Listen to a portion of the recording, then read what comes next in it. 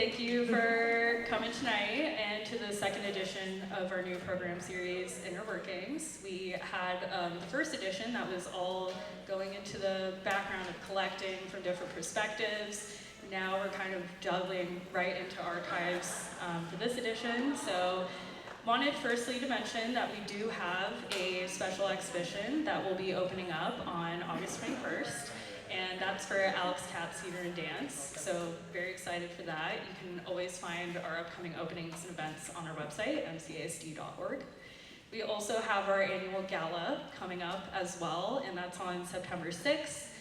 This year's theme is Horizons, which is drawing inspiration from passion of science and space. So some exciting things coming up, but more about tonight's program. Inner Workings is really about pulling back the curtains and going behind the scenes of the art and the museum world and the industry and offering a glimpse into some of the often overlooked kind of roles and powerhouses that go into this industry as a whole. So I'm really excited to kind of bring this together and kind of dive into these topics. I wanted to introduce first our moderator for the evening, Nicole Verdes, who is the inaugural managing director of Lambda Archives, where she works to ensure equity and access in cultural preservation, serves on the board of the San Diego Regional Arts and Culture Coalition, and has held leadership roles at the San Diego LGBT Community Center's Young Professionals Council, Rising Arts Leaders San Diego, and the Diversionary Theater's Community Advisory Committee. Thank you all for coming, and I'm going to bring Nicole and the panelists up here, and then Nicole will tell you more about the panelists for this evening.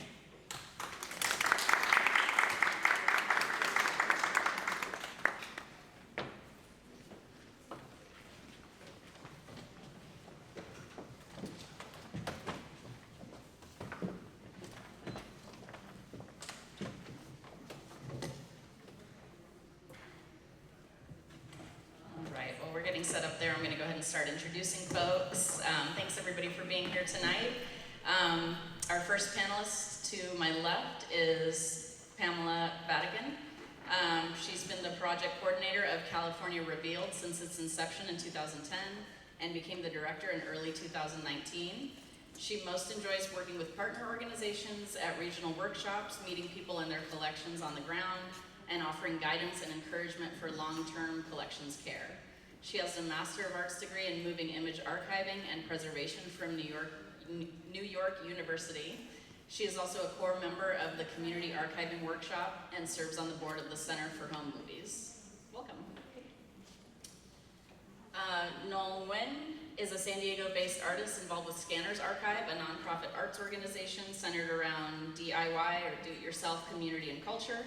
He helps manage the space's growing zine library and runs a monthly group archiving workshop for the collection. Currently, he is earning his master's degree in library and information science. Thank you. And Kashana Soldier. Kashana is an assistant professor at San Diego State University, specializing in public humanities and African diaspora studies. She was an Andrew W. Mellon Public Humanities Fellow and visiting assistant professor of history at Sarah Lawrence College. Dr. Soldier received her PhD in history from Syracuse University. Her research concentrates on the nexus of cultural, political, and social change in diasporic communities in the 20th and 21st centuries. Embracing the mission of public humanities, Dr. Soldier is the Associate Director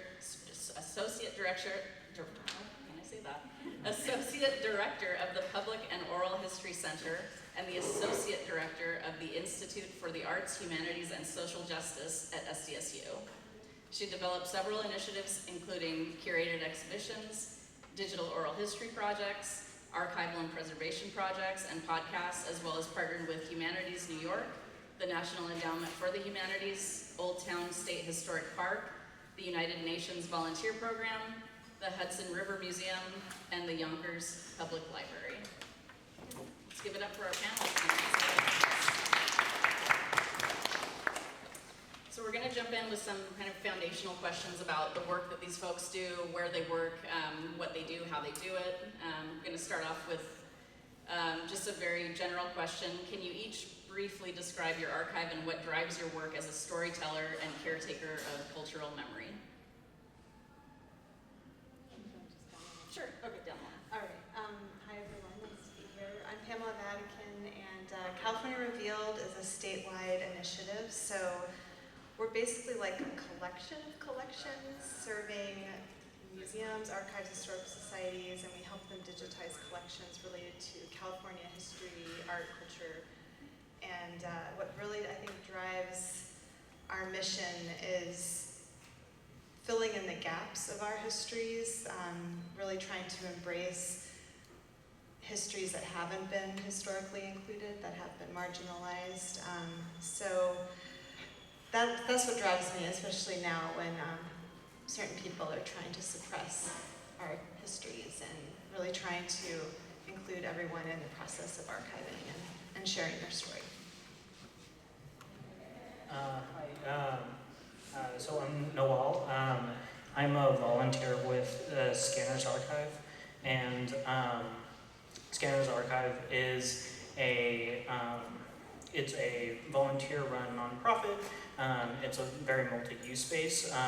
So we also have like a studio, a like workshop space, a gallery, and like a gift shop in inclusion to the actual archive itself. And the archive primarily consists of zines, DIY like ephemera, and also like resources like different books and like publications that are like reference or like instructional material to encourage like the proliferation of like the DIY arts community, and also for people to like learn from each other. And I think that's also like what really drives me as like a caretaker of this archive, is to be able to share that knowledge with other people in the community, and like Pamela said, to kind of like fill in those gaps of like history, because I feel like the kind of like DIY underground art scene is kind of like by nature a little bit ephemeral, as well as encapsulates a lot of like marginalized communities that don't usually have their stories like told in like a mainstream way. So I work primarily outside of teaching with the Center for Public and Early History. And for us, we're really focused on people-centered stories and collection, and really bridging the gap between our students who seem a little bit disconnected from what they see as the far, far past, and that's the 90s sometimes, and also training. So thinking about the ways that we can train them to think differently, but also believe in archiving, believe in the stories, and understand kind of their journey. So not just that they're 19 one day, but also recognizing their family history, for example. So a lot of our students cross the border, or they have sort of these binational relationships. So getting them to understand and value their family history, but also providing workshops for grant funders and also local community members, so helping them preserve their history in collaboration with the university library. Great, thank you all. And I just want to say, as I work at Lambda, which collects, preserves, and shares the local LGBTQ+ history, and this is kind of like a awesome full circle moment, because at varying times throughout my 10 years, and even before that with Lambda Archives, we've partnered with every single one of these institutions or organizations that these folks work with. So this is just a kind of a cool panel to put together and hear from them directly, and yeah, just super appreciate all your responses tonight. So what does inclusive archival practice mean to you, and how does it differ from other approaches?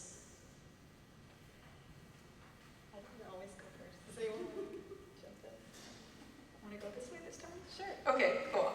So for us, inclusive archival practice is really a method of how we think about organizing, how we think about collecting, and thinking about the ways that we primarily work to recover what we call hidden histories. So thinking about communities, thinking about identities, thinking about generations that have been hidden, and understanding that archiving isn't a neutral process. A lot of archives, especially within academic fields are really top down, right? So thinking about the power structures and the donors, for example, that are leading the charge. So for us, when we think about inclusivity, it's really thinking about organizations and ordinary people that seem to be left out. So how can we include them in these conversations, but also in our capacity as a university, how can we challenge institutions to say, who's missing, whose voices don't you have? What might we do to include other people in these stories? So challenging is also, I would say, a part of at least our inclusive methodology. Yeah, I think with our organization, it's very like non-hierarchical. We don't really have like, this person's like the boss. It's all because we're all like volunteers. We're all kind of just working together. And it's a lot of, you know, meeting people in the community directly, asking them if they would like to, you know, contribute to the archive. That can be like, you know, their ideas of like how to, how to systematize it, or like how to, you know, how to organize the work that's there, or like, you know, if they would want to be involved in like contributing to it in some way, or like using the materials for some sort of like community event. And in that way, I think having this kind of like grassroots methodology to, you know, how we develop our archive and library as like an ongoing project. When I think of inclusive archival practice, I think about the idea that like anyone could be an archivist. You all are archivists, and you can learn archival skills. You can learn on the job. You learn through the process. One of my favorite programs at California Revealed is the Community Archiving Workshop, which Scanners was one of our partners, and it's just a wonderful day when archivists and community members come together to inventory and assess a collection. And there's a lot of skill share involved, but just knowledge sharing in general, because the community members understand the collections, the archivists might not, and it's like a kind of a group description project essentially. But everyone's learning like how to rehouse collections and how to like, what kind of information to record, assess condition, like it's all like, anyone can do it. And in fact, we need you, we need your help, because resources are so limited, and it really does take a community effort to get this work done. And it shouldn't be the archivist decisions, it shouldn't be like the higher education donors' decision, like it should be like the community's decision to decide what is valuable to preserve and pass on to the next generation. And also just like thinking about like what stories should be included too. It should be like an open, collaborative process. Great, thank you. So Pishana and I were talking briefly before the panel about the hidden work of archives, how sometimes it is overlooked, and sometimes, at least we agreed on this, that sometimes it's not as highly valued as those of us that work in those spaces know that it really is. So what are some of the most challenging decisions you face when determining what to preserve, digitize, or prioritize? And also for our audience who may never have worked directly with archives, can you walk us through what a typical day looks like in your role? And that's for anybody that wants to take it first.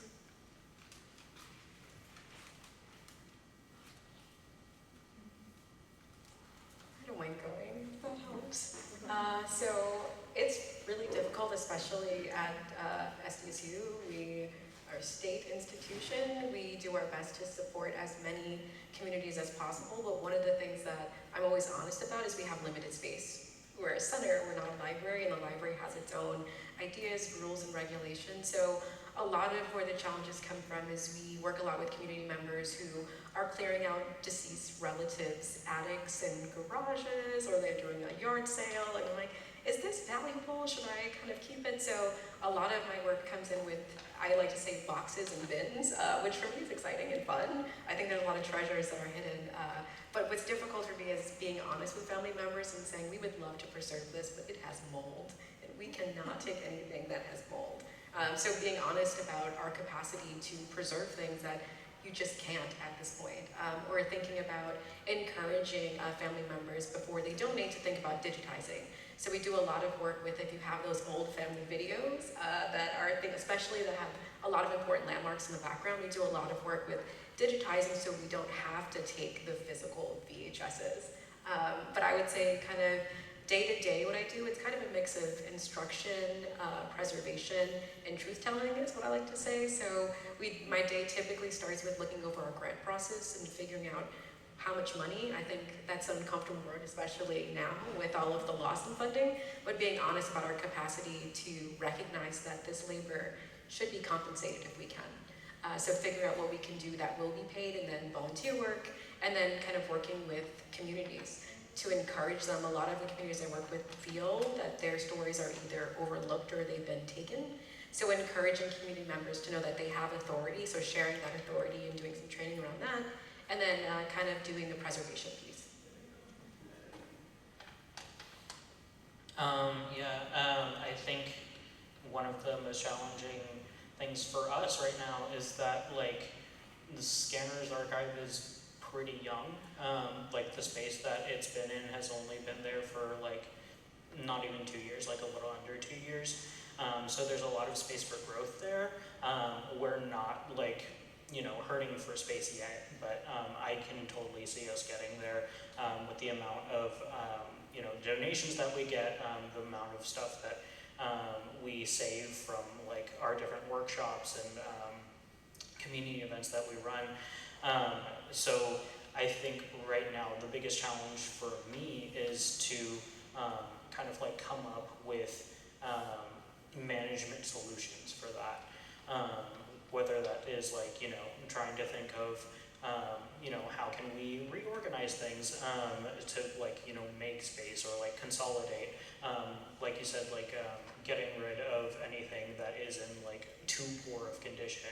If we have duplicates of things, can we like, you know, use one as a loaner copy, or can we like, you know, just take it out? I think the day-to-day is like, the day-to-day when I'm like there at the archive, a lot of it is, you know, or a lot of it is like reorganizing and like assessment petition, or when I'm like running the workshops for group archiving, I'm tending to that and like instructing volunteers on like how we, you know, house things in the archive, and you know, like what the meaning of all of the metadata is, and how to put all of it together. I feel like my focus right now is fundraising because we lost all of our funding. It was 100% funded through IMLS. I don't know if everyone knows IMLS, but the only federal agency supporting museums and libraries. And so we are now kind of in like survival mode, honestly, just grant writing. And we just became a nonprofit, so that's really like opened up so many windows for us. Before we were totally funded by the state through IMLS, and so we have a lot of independence, but it's also like a little overwhelming too sometimes. But I would say like the day-to-day is for us just trying to meet our partners where they are, and so we have like an open call for collections. That's our process, and we ask people to tell us what's most important to you, like in terms of condition, what's significant to your communities, and then they nominate what they'd like to digitize and preserve. And so at this point, we're now trying to respond to the call and fundraise specifically for these collections that have been nominated. So it's a very like one-to-one project-based scenario, whereas before we were more like working on like large batches of materials. But now we're at that point where, yeah, we're just really trying to be very conservative about our resources and doing what we can. That's so real. That's something that I think a lot of us are in that same boat, so thank you. Kashana, this question is specifically for you.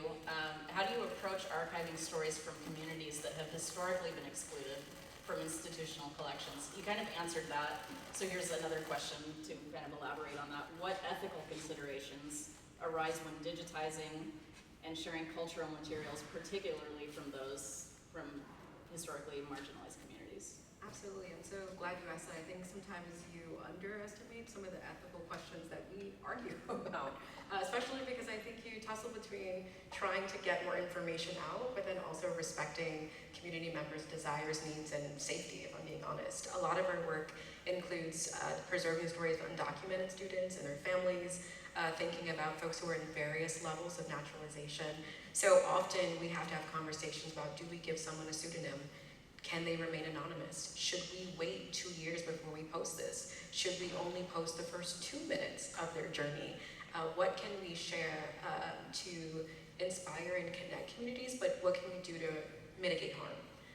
That can be really difficult. And then also we do collect ephemera and memorabilia, so sometimes it's exciting to have these things, but we spend a lot of time trying to contextualize, for example, a funeral statue or someone who might have a family photo, and thinking about some of the traditions that are also included, so providing adequate context. So even though we welcome a lot of donations, we also do our best to kind of contextualize that so that it's not misinterpreted or that the wrong folks aren't misusing some of the information that we have out there. So I think in terms of priority, we definitely think about privacy and most importantly, consent. So thinking about, yes, we can post this, should we post this, even though we have the consent. So we do also have translations of consent forms. So understanding that someone's first language might not be English, so can we have it in other languages so that folks feel comfortable and confident in what they're giving us to protect?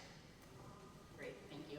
Yeah, during 2020, Lambda Archives actually launched an oral history project that was called the Trans-Policing Disparities Project. It focused on capturing oral histories from transgender community members and their interaction with law enforcement.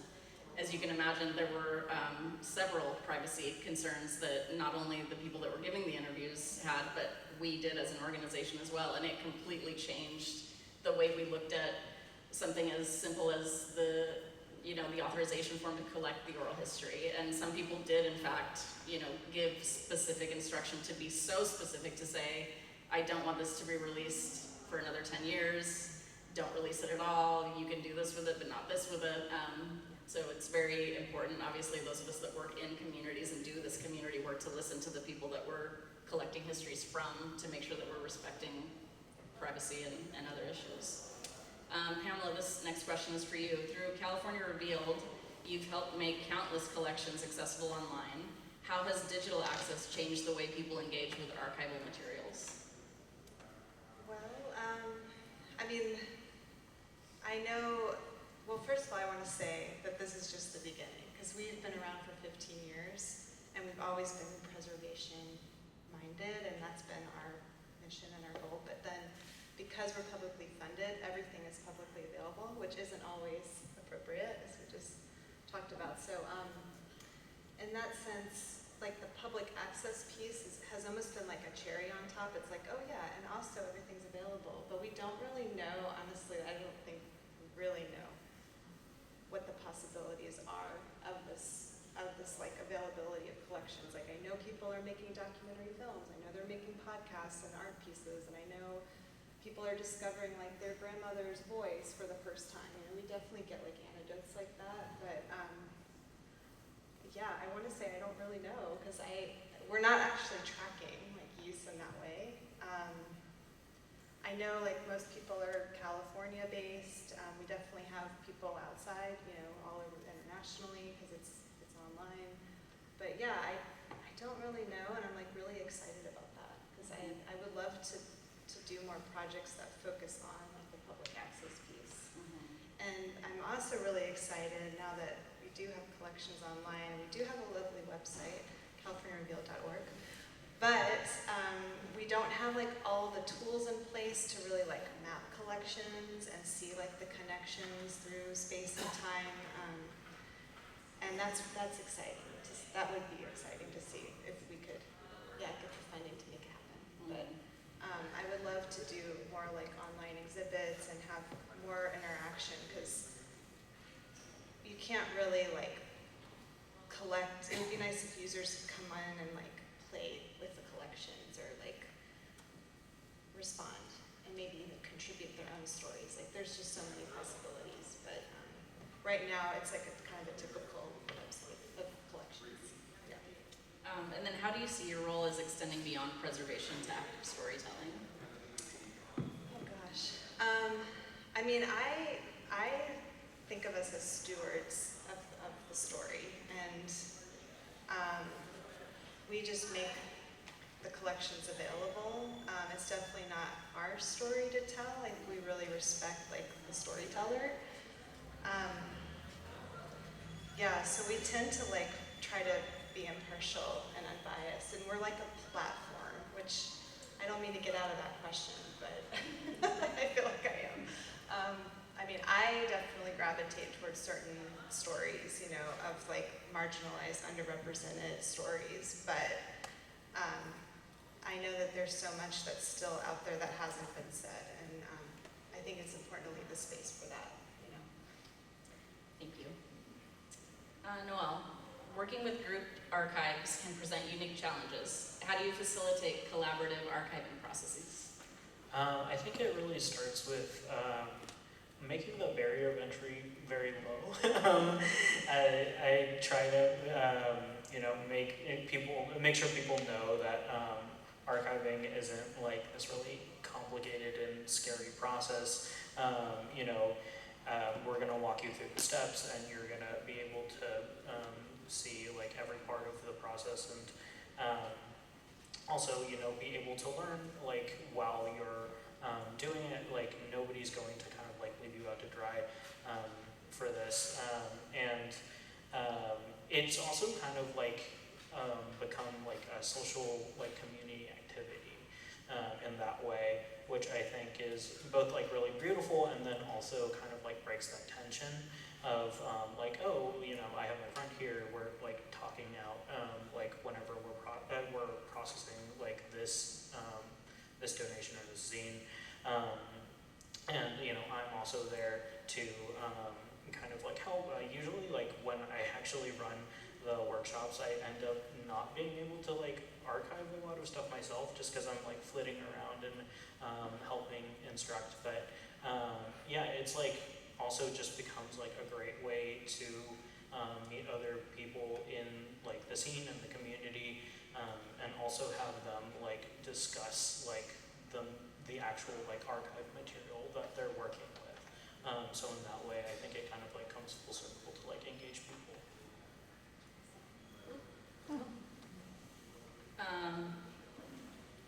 Sorry, that just kind of threw me off, but that's fine. I like the moodiness of it. I love it. It's like an archive. You're in the dark. And Noelle, you did touch on this a little bit, but I'll just ask the question because I love this question, and I feel like you could go on and on about this. We talk about this a lot at Lambda, but how do you engage communities in the archival process rather than simply archiving about them? And you did just talk a little bit about that, so I don't mean to like doubly put you on the spot, but if you want to say more about that. I think it's like, I think like having a physical object is really like powerful for people, because you know, you can like turn it around in your hands, you can like you know, see how it was made and like the artistry in it, and I think that really like connects people to you know, this history and these things that people like made, as well as like you know, encouraging people to actually like spend a little time with it. When I'm doing like the group archiving workshops, I tell them, oh, you're probably gonna have to like read through the zine to like figure out the data that you're gonna have to put into the form, and that usually ends up with people just kind of like sitting around and like having a reading party, which is fine. I like never privilege like efficiency over people engaging with the material. Whatever gets done, gets done. It's kind of a many hands like make light work situation, and even if like, you know, 2 or 3 people show up, that's more than I could have done myself. Great, thank you. Moving on to contemporary challenges, I'm excited to talk about this. First, how has the digital age changed both the opportunities and the challenges of archival work? Open to anybody. I mean, I think it's wonderful that digitization has become DIY and like anyone can do it. It's less expensive. It's less expensive to store files, so that feels really empowering. At the same time, I think there is like this expectation that if it's not online, it doesn't exist, and so Yes. I really, really worry about the gap that archives are facing, like because we already are sort of marginalized in the dark.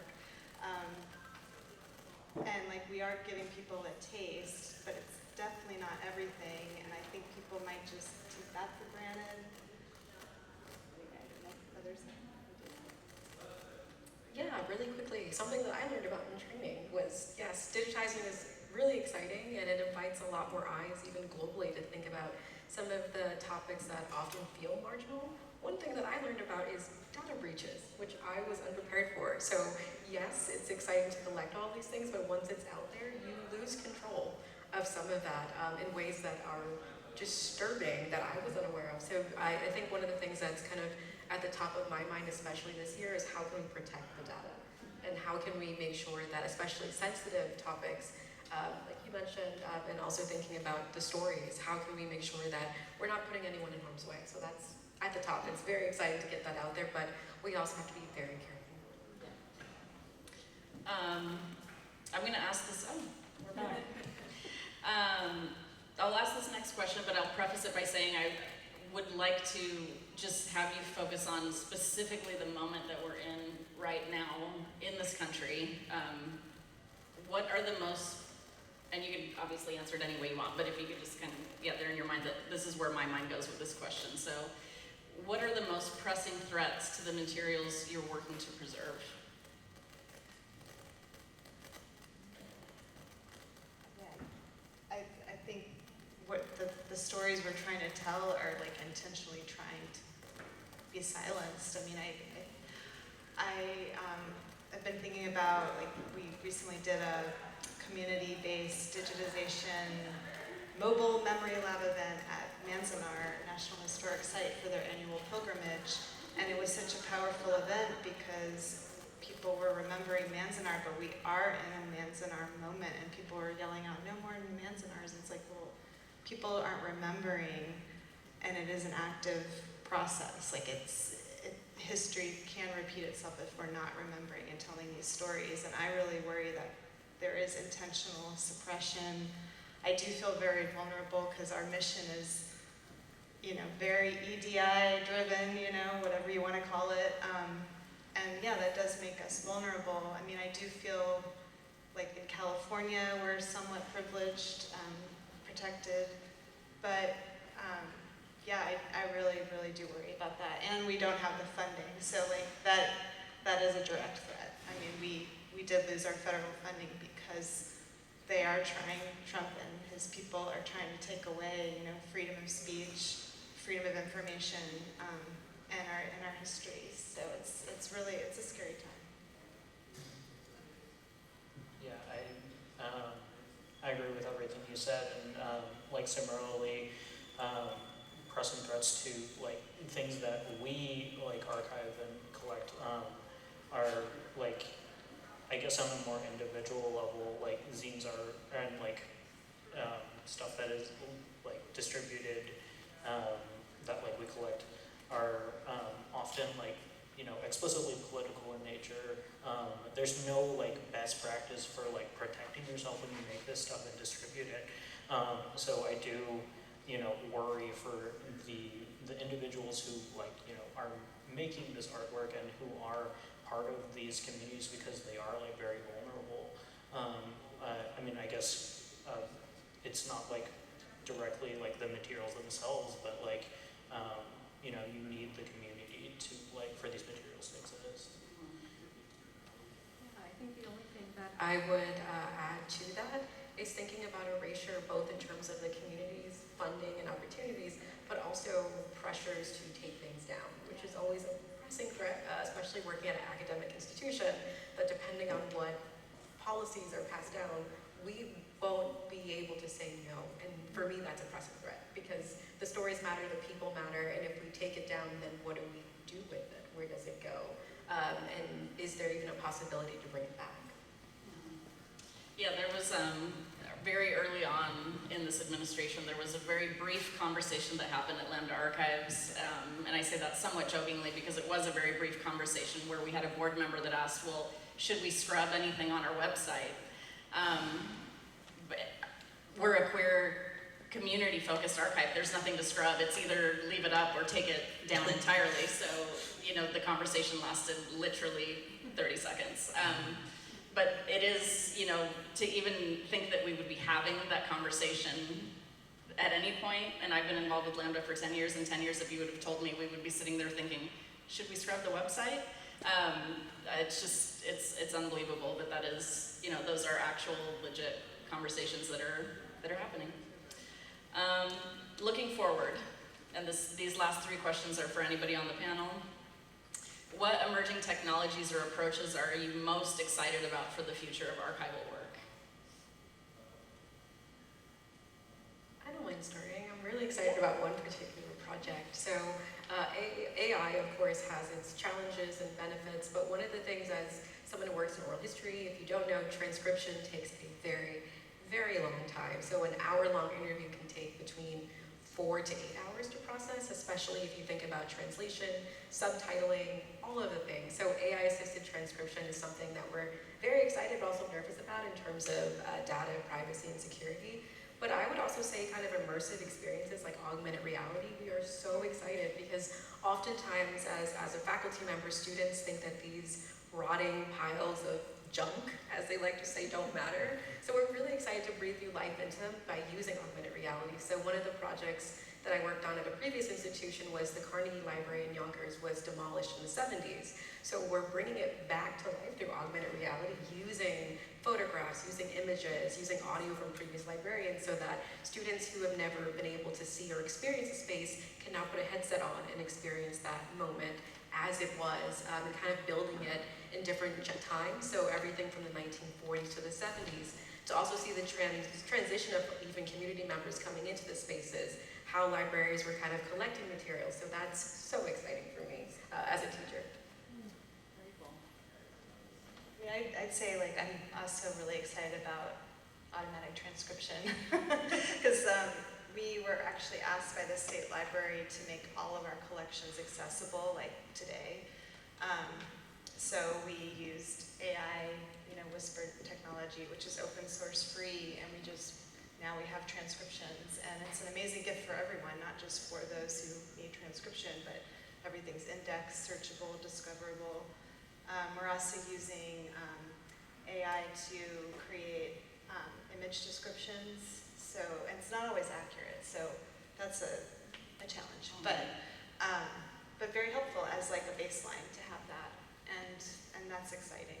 And then I already talked about like how the website could be better, so we're going to keep working on that. It's not like a new technology, but like I guess in the DIY sort of space, I'm really excited about the reemergence of like the personal website, like as like social media sites like, you know, Twitter and like Instagram and Meta are like falling apart and becoming like much less user friendly. I've seen a lot of like artists kind of like invest in making like a personal website for themselves where they can like curate their own artwork and share their own, you know, their own files, have control over it, and kind of like even turn the personal website as like a site of like self-expression or like as an art object. And I think that's really exciting, especially when more and more artwork is just kind of like born digital and it's never going to be printed anywhere in like a physical form. How can museums and cultural institutions better support and collaborate with archives? Well, here we are. This is a good step. IRL, that's the best. I mean, I think that we are in this age because we already had limited resources. The infrastructure was already so fragile. And we need community, we need each other more than ever. In real life, I would say too, not just online, which is great. But yeah, I think sharing physical space, sharing volunteers, collaborating on projects. I mean, I think that's where we are now because we all need to kind of share the limited resources that are available. Yeah, I agree, like doing partnerships like this, as well as like, I guess like for like a smaller organization like Scanners, like definitely like sharing like technical knowledge. We've had to like rely, like since becoming like a nonprofit, like a 501c, we've had to like, you know, learn a whole bunch of things like how to like file for this and like, you know, how to like write a grant proposal. And that's things that like, you know, if you haven't gone to like school for it or if you haven't worked in an organization for it, like you're not gonna know. So, you know, kind of working together on that front for like avenues to like move forward so we can all be successful. Yeah, I would only add that we do a lot of workshops on grant funding. If Yeah. you want to stop by SDZ. But I would also say, kind of thinking about collaboration early on, so understanding that yes, funding and resources are limited, so it's better to kind of, when we're thinking about ideas, what we're doing now, working community early and often so that we can share what limited resources are left, but also kind of technical expertise, but also exhibition. It was really interesting that my first kind of connection with the museum was because of an exhibition that needed a little bit more love and reflective of the artists and the community. So for me, that's the most exciting part, right, is working in community to make sure that when community members come into spaces like the museum, they can see themselves. And this is the last question before we open it up to just some free talk and questions from the audience. What would you want our audience to understand about the importance of archival work in shaping our collective future?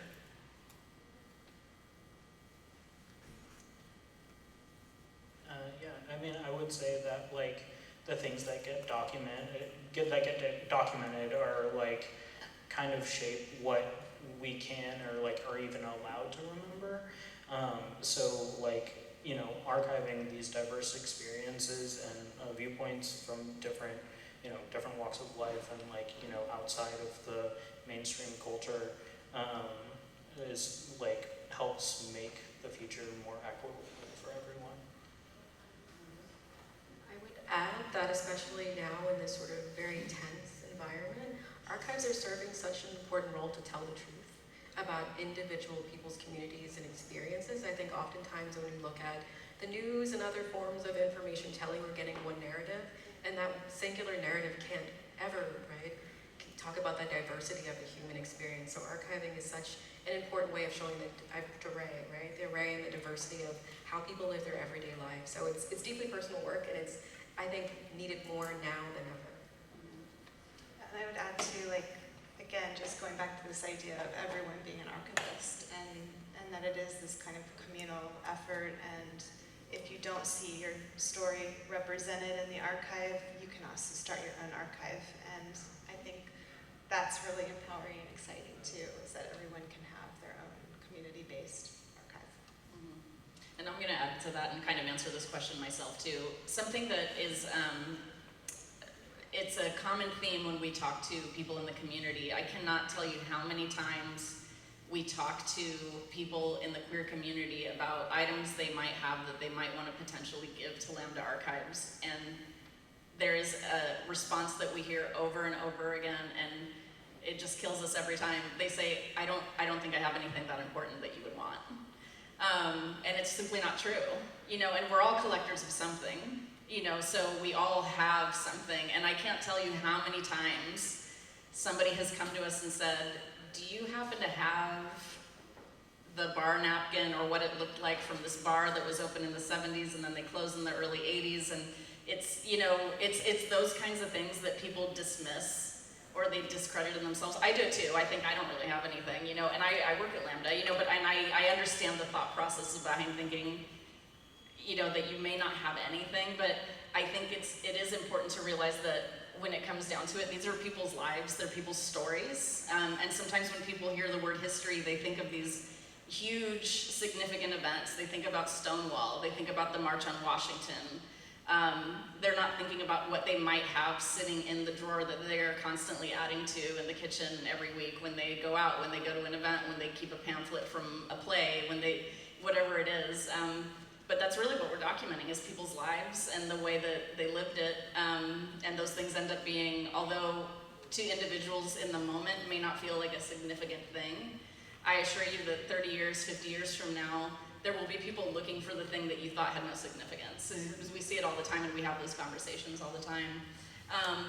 So before I open it up to questions in the audience, I just want to make sure, do you want to leave folks here with any final thoughts about either the work you do? Do you have any upcoming projects? Do you have any fundraisers? Do you want to shine a light on? Lambda has a fundraiser. If you go to our page, you can donate. That's all. I'm not going to steal anybody else's thunder, but go ahead. CaliforniaRevealed.org. There's a donate button. But we actually are planning, we're based in Sacramento, and we're planning an archival screening night September 9th if you happen to be in town. But we're trying to set it up as like a model though for other regions. And maybe we could do one down in San Diego. I would love that. So It'd be awesome. we'll come back. Yeah, our group archiving workshops happen every month, and we like encourage people to come to like dip their toes in, and also like we encourage people to like browse the archive anytime. It's not by appointment or anything. It's totally open, and we have like a lot of really interesting and great stuff. And yeah, like that is a place to hang out. Yeah, the semester hasn't started, so I don't have anything to announce yet. It's starting in 2 weeks, but we do host workshops twice a semester that are open and accessible to the public, both in grant writing and then a second in digitization.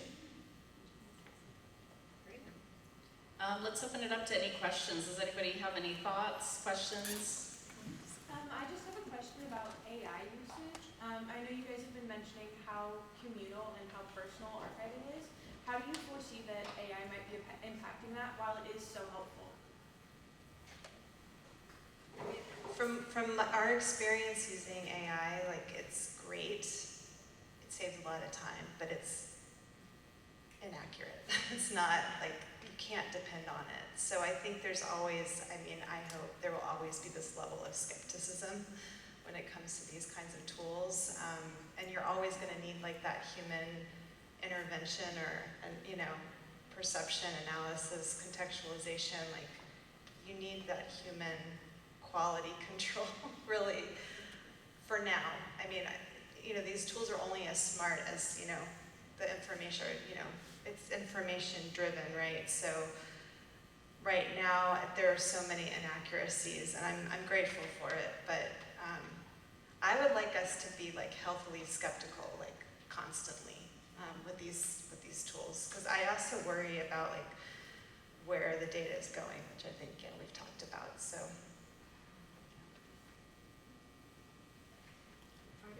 So yeah, I would say I'm skeptical about where the data is going, especially when you read the fine print, when you decide to share that information and think about the models that it's building and how it's using. So we are very skeptical. We've used it, but I would say not for communities that we identified that it would be harmful for.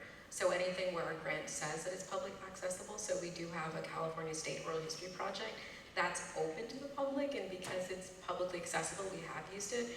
For example, with our work with Old Town and thinking about Career Day of the Dead, we don't use it because those are people's personal family histories and they haven't consented to that. So that's something else that we're thinking about, is actually updating our consent forms to figure out how we can manage the data but also protect people at the same time.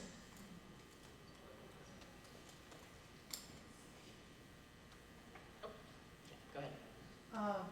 First, I heard recently that librarians are asking people to document signage and exhibits that may be coming down soon, and I was really appreciative of that. Secondly, something you said triggered an old memory of driving through rural California and finding a couple of all-black communities, and I don't know if that's really documented. I had never heard about it and would never have known about it unless I were physically driving through. And one of them, they had just put a hog farm right next to this beautifully refurbished community, and it seemed almost deliberate to me. So I'm wondering if you know anything about that. Yeah, so one of the projects we worked on with actually Old Town was actually documenting that Old Town was a sundown town, right? And understanding, so when the sun went down, where did all these people go? So we actually did a really cool project in Julian and looked at some black proprietors of an inn and what that meant in terms of safety and thinking about that. So we do have a small team that is thinking about where these communities were and what did it mean, and making sure that we're doing our best to capture everything we can, because things are rapidly disappearing. So we have a team that works on, for example, blueprints. We have one that works on family photos, but then also trying to add to the National Register is a big deal for us. So recognizing that these places did exist, here's the evidence, and making sure we're adding it to sort of the national record as well. So it's definitely a research interest of mine that we work on at SDSU.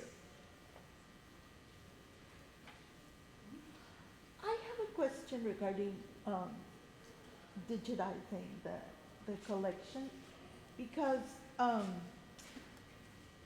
it's a very unstable technology. And what people do is when you tell them, once you digitize it, you don't have to worry about the object, they kind of have this tendency to discharge, their weight, whatever that is. And I have gone through so many technologies. I can tell you that it's sad.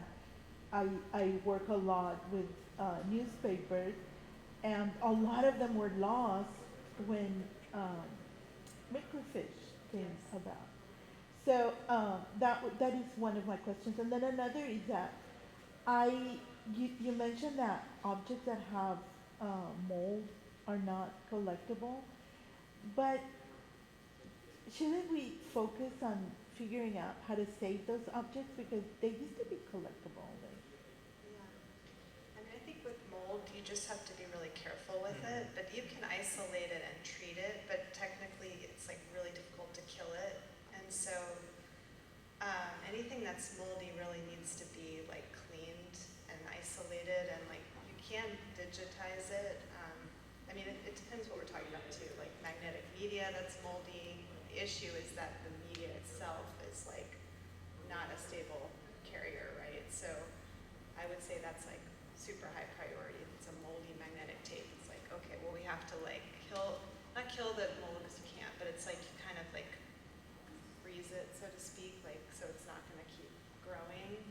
And then clean it as best as you can, and then transfer the tape. So I think there's levels of mediation, you can do. I wouldn't say we throw it out or anything like that, but it's just like another level of care that if you don't have the resources, like we tend to send all moldy stuff out to like a specialist because we don't want to deal with it.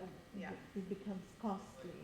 Because I remember the problems trying to preserve old photographs, that could be even dangerous to preserve them without knowing what the effects of the acid is. But I'm still concerned about people understanding digitalization as the answer to everything. Definitely not, yes.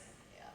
Do you want to speak to that? Oh, yeah. I mean, the formats may change within a generation, and they're I work at a library as well.